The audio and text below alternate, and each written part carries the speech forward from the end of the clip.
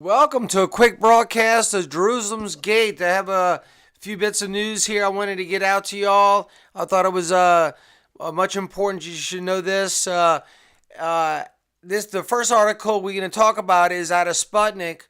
The title reads, U.S. supersonic B-1B bombers buzz North Korea practice strike. Let's go into the article a little. U.S. Air Force B-1B bombers flew over South Korean airspace along with South Korean and Japanese aircraft Thursday ahead of U.S. President Donald Trump's trip to East Asia. The frenzied U.S. scheme, quote, the frenzied U.S. scheme of threats and blackmail which aims to crush our republic with nuclear weapons continues in November as it did in October, end quote. The Korea Central News Agency reported November 3rd, announcing the exercise. Let's read a little bit more of it. The U.S. Air Force confirmed the flyby, but insisted the practice bombing mission was part of a routine operations and was not in response to any particular event. Quote, the bilateral continuous bomber presence mission was planned in advance, end quote. A USAF statement reads, quote, and it was not in response to any current events. So we have U.S. B-1B bombers along with South Korean and Japanese aircrafts that they quote, the title reads, Buzz North Korea. I don't see how they think that is something new. South Korea is our ally, and we have a right to fly in South Korea's airspace because South Korea gives us permission to. That's they making a noise about this, and we didn't violate their airspace. How about when they shot a missile in Japan's airspace, an ICBM that went over and into Japan's airspace? So it seems like it's a double standard there, in my opinion. The next thing I want to talk about is coming out of RT. Is the title reads, U.S. is number one enemy. Iran will never yield to it. Supreme Leader Khomeini. So the Supreme Leader of Iran, Khomeini, is stating that the U.S. is their number one enemy.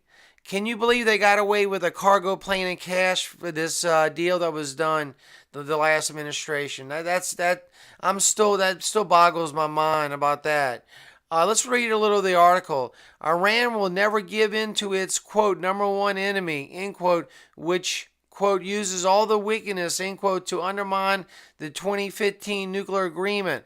Ayatollah Ali Khamenei said in a statement, the broadside comes as U.S. President Trump pushes ahead with his anti-Tehran policy. Quote, America is the number one enemy of our nation. We will never accept their bullying over the nuclear deal, end quote, the Supreme Leader said Thursday, Reuters reports. So you have Khomeini, the Supreme Leader of Iran, coming out in public. I think he was at a university when he spoke. Don't quote me on that, but I think he was at a university when he spoke that. And he publicly announced that the U.S. was their enemy, number one enemy. What in the world what our past administration was thinking when they gave him a cargo plane full of cash, I have no idea. But that makes no sense to me when they say in public that they're going to draw the Jews from their land, and that the United States is their number one enemy. And this is all leading up to, this verse we talked about many times.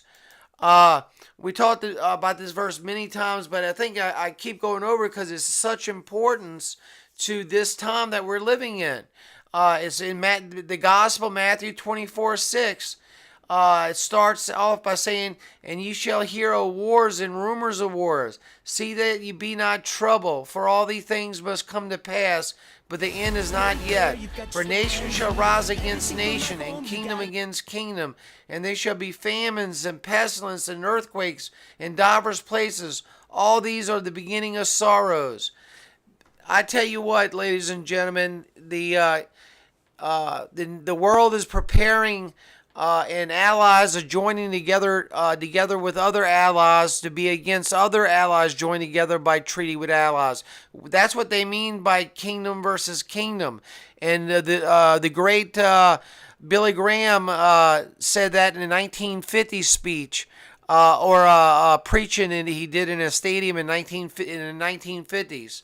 He said it was fulfilled in World War I. It was fulfilled in World War II, and then now it's. Of course, he didn't say this. That was back in the 1950s. Now it looks like it's in the workings that it should be fulfilled again. I just wanted to get this news out to y'all as quick as possible. Hey, if God has touched your heart to subscribe, by all means, subscribe. We'll try to do a good job for you. Jerusalem Gate does not make any money from this channel. We do it strictly for the love of getting the news out with a Christian perspective. With that being said, you're watching and listening another broadcast of Jerusalem's Gate. God be with you all.